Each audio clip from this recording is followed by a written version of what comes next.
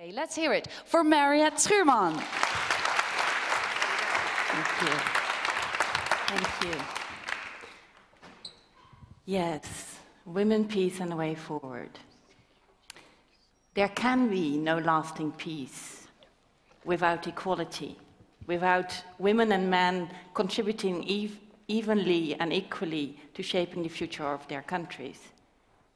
There can be no lasting peace as long as half of the world's population is excluded, as long as women and girls bear the burden of war, but don't have a say in preventing or resolving war, as long as women and girls are the main victims of war, but they're not empowered to solve the war and to contribute to peace and security.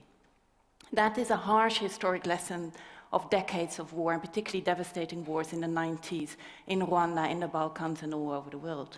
And that is the lesson that has been codified in the milestone famous 1325 resolution in 2000, 15 years ago. So 1325 is about mobilizing the power of women for better peace. In short, no women, no peace. So we're 15 years later. Did it make a difference? Is it still relevant? I see it as my job to prove 1325 alive, relevant, and indispensable. I see my job as a collector of stories. I travel across the world to collect the evidence that it matters.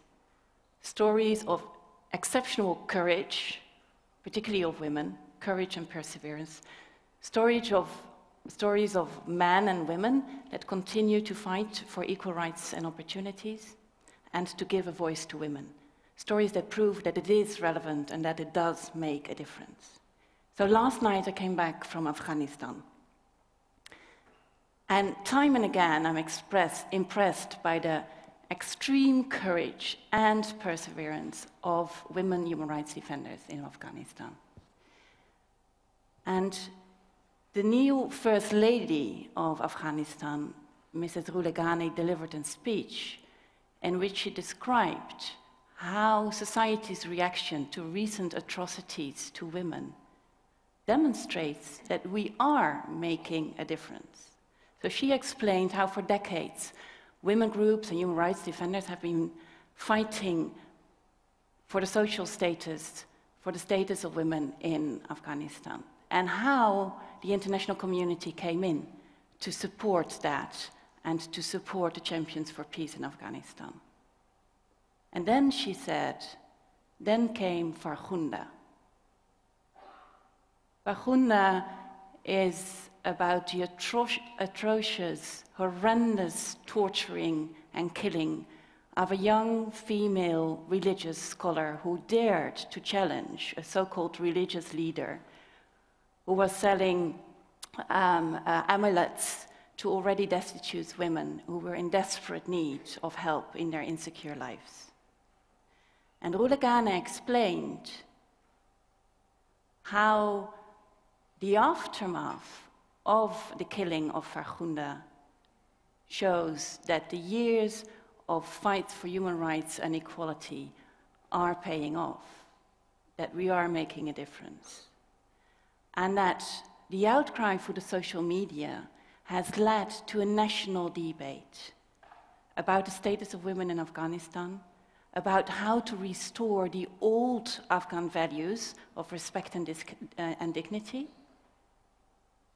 and on how to heal the country from the trauma of decades of war. So it demonstrates that maybe the death of Farkhunda has not been in vain, and it has given a spark of hope in Afghanistan, that this may be the historic turning point for peace and security in Afghanistan, and the awakening of a collective conscience. So it demonstrates that fighting for human rights and dignity in Afghanistan did make a difference, is making a difference, is finally paying off, and also that we as international community finally have been starting to do the right thing in enabling and in creating and safeguarding a space for human rights and dignity. So it does matter. And it also matters, we've learned that it does matter to apply what we call a gender lens to peacekeeping operations. That we send in also female soldiers and police officers, who are the only ones who can connect with half of the population, in order to understand the needs, to respond better, and to avoid that we're doing more harm than good. That by applying a gender lens, we understand how the traditional role of men and women in society is, how conflict affects those roles and often exacerbates already existing inequalities, and how our response to that has an impact to that as well.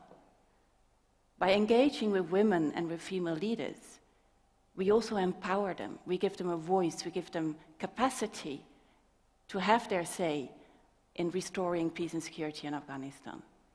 By training female security providers, we have helped women to protect and defend themselves and their communities. By training female searchers and female election observations, we allowed women to come out and vote, leading to a historically high turnout of women in the last presidential elections. Women that voted for a president who promised that their daughters will have the same opportunities as his grandmother once had. So it does make a difference, but are we there yet? And I'm afraid we have to say, no, the world has not become a safer place for women. We still have a long way to go in order to translate 1325 into reality. And I see two challenges that we're facing. We still have to internalize gender sensitivity and at the same time adapt it to the security challenges that we're facing today. So, while we have learned to apply a gender lens to operations and peacekeeping operations, we tend, by reflex, to put the lens aside when our own security is under threat, when we're confronted with extremist violence or with insecurity at our borders, challenging our very values. So my point today is that it is time to bring the women, peace and security agenda home, and to demonstrate that it does make a difference, equal opportunities for all, that it will make us better and stronger and more resilient.